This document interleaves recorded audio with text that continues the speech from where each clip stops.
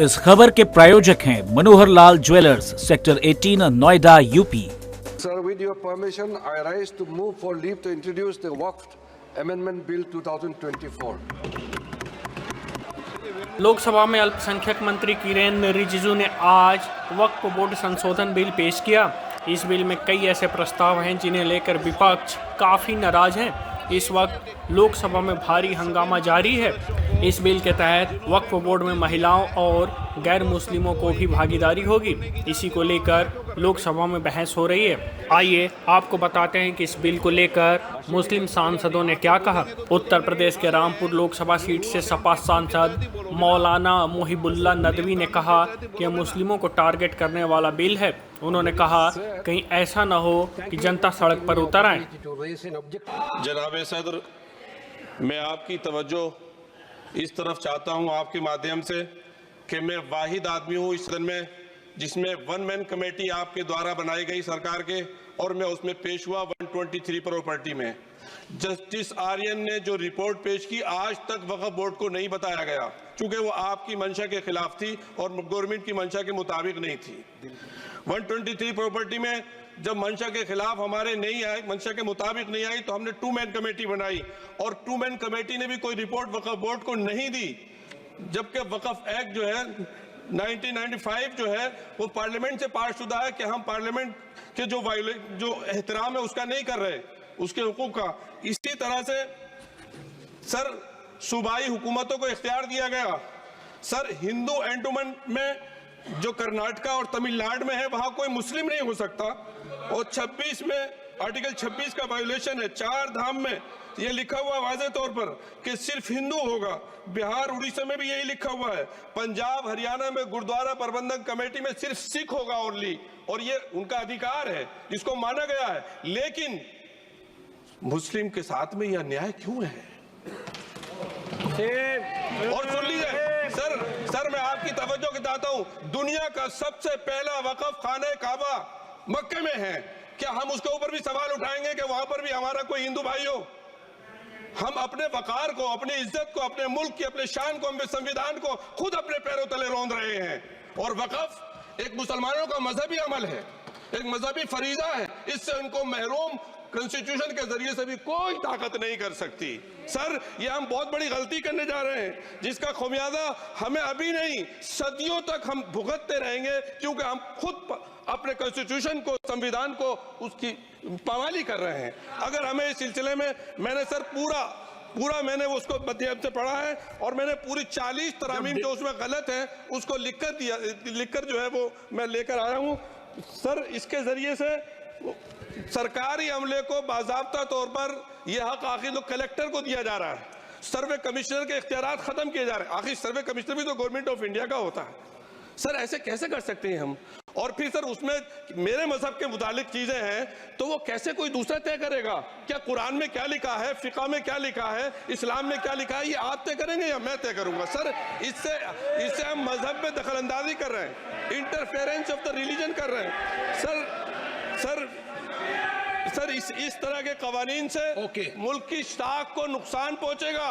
Constitution की spirit हम खत्म कर देंगे, और अगर ये होगा तो कोई भी अकलियत, कोई भी माइनॉरिटी अपने आप को हिंदुस्तान में सेफ नहीं करेगी। पिछले दिनों सिखों के साथ भी ये हुआ, और कुछ ईसाई भाइयों के साथ भी इस तरह के वाकयात हुए हैं, जिसकी वजह से सब लोग अपने आप को असहाय महसूस कर रहे हैं। 10 साल से जो मुल्क में माइनॉरिटीज के साथ, उनके हुकूक के साथ, उनके रिलीजन फ्रीडम के साथ जो खिलवाड़ किया जा रहा है, उससे रूह कांप जाती है। और दिल ऐसा महसूस होता है कहीं ऐसा ना हो कि जनता इन हुकूक के लिए, कॉन्स्टिट्यूशन को बचाने के लिए दोबारा सड़कों पर आ जाएगी।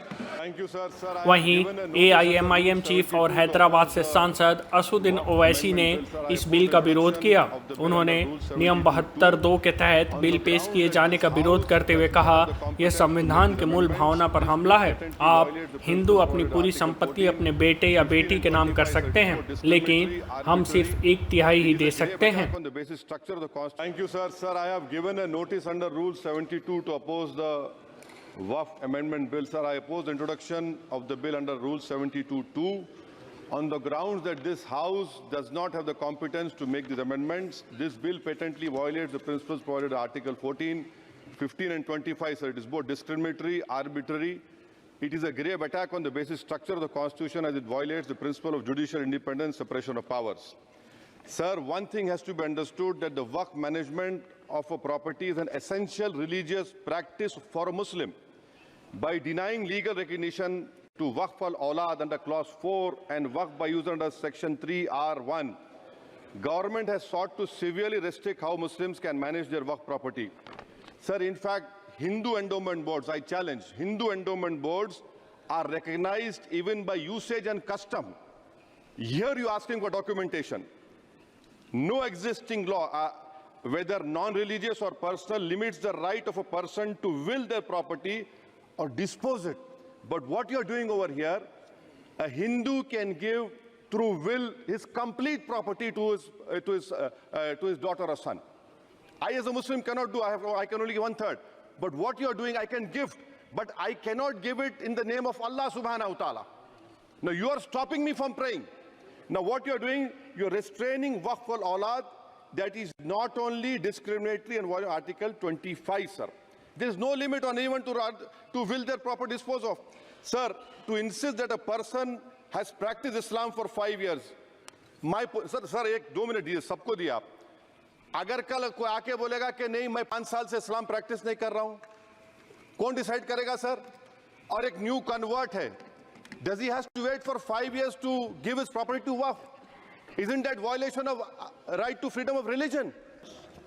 केरल से मुस्लिम लीग के सांसद मोहम्मद बशीर ने बिल का विरोध करते हुए कहा, सरकार बहुत अन्याय कर रही है, आप इसके जरिए सिस्टम को खत्म कर रहे हैं, आप हिंदू और मुसलमानों को बांट रहे हैं, हम देश को उस दिशा में नहीं जाने दे सकते.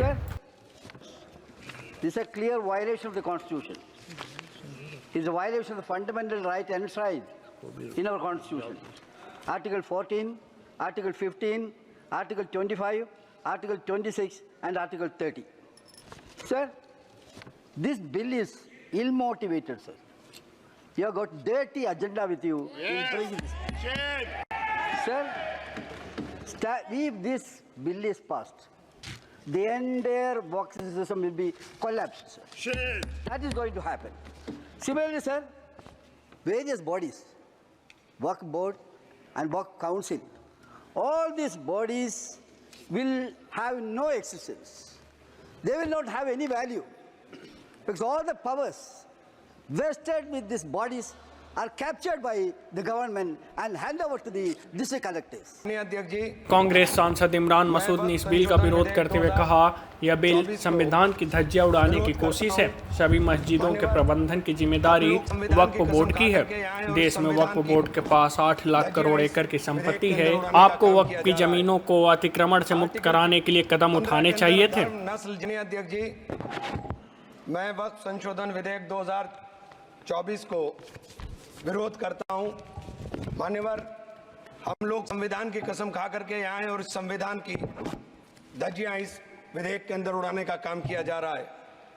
आर्टिकल 15 के अंदर धर्म, नस्ल, जाति, लिंग, जन्म स्थान के आधार पर भेदभाव करने को, मान्यवर, मैं आपकी हंसी को समझ रहा हूं, लेकिन ये बहुत गंभीर और महत्वपूर्ण विषय है. अभी हमारे माननीय सदस्य कह रहे थे कि मंदिर और मस्जिद के मसलों में फर्क नहीं कर पा रहे. मैं बताना चाहता हूं, वक्फ बोर्ड मस्जिदों का प्रबंधन करने का काम करता है और वक्फ बोर्ड के तहत ही मस्जिदें सारी की सारी आती हैं. और वक्फ बोर्ड की शक्तियों को आप खत्म कर करके डीएम राज ला करके उन तमाम प्रॉपर्टीज के ऊपर लगभग 8 लाख एकड़ प्रॉपर्टी पूरे देश के अंदर वक्फ बोर्ड के पास है. आप वक्फ बोर्ड की प्रॉपर्टियों को खुर्द-बुर्द कराने की जो साजिश लोग कर रहे हैं, उन साजिशों को बल देने का काम कर रहे हैं.